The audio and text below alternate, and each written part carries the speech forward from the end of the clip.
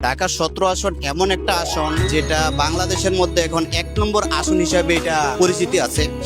যেহেতু এখানে বাংলাদেশ জাতীয়তাবাদী দলের প্রধান তারেক রহমান এবং বাংলাদেশ জামাত ইসলামের সম্মানিত একজন বেশ বরেণ্য ডাক্তার খালেদুজ্জামান দুইজনেই যোগ্য প্রার্থী। তো মেধাবী এবং সততার দিক দিয়ে আমি ডাক্তার খালেদুজ্জামানকে এগিয়ে রাখবো। ডাক্তার খালেদুজ্জামান আজকে এই 17 আসন এরিয়াটা এমন একটা পর্যায়ে নিয়ে গেছে, বিগত দিন মানুষের সামাজিক কর্মকাণ্ড, তারপরে চিকিৎসা, বিভিন্ন সামাজিক কর্মকাণ্ডে সে মানুষকে এমন ভাবে আপন করে নিচ্ছে যে এটা আমরা অকল্পনীয় ভাবে আমরা চিন্তা করতে পারি। আমরা যেখানেই যাই, কোনো বস্তিতে যাই, কোনো মহল্লায় যাই, যেখানে যাই, এখানে আলহামদুলিল্লাহ খালেদুজ্জামানের পক্ষে একটা নীরব একটা ভোট বিপ্লব ঘটবে, আমরা এটা আশা করি এই বছর ইনশাআল্লাহ। বাংলাদেশের মানুষের যে প্রত্যাশা, সাধারণ মানুষ যারা আছে, যারা চাঁদাবাজ না, বাংলাদেশের মানুষের প্রত্যাশা সুষ্ঠু একটা বাংলাদেশ, শান্তির একটা বাংলাদেশ, সেটা জামাত ইসলাম আসলে সম্ভব কিনা? বাংলাদেশ জামাত ইসলাম যে রাজনীতিটা করে, সেই রাজনীতিটা অবশ্যই একটা সুন্দর, সুষ্ঠু এবং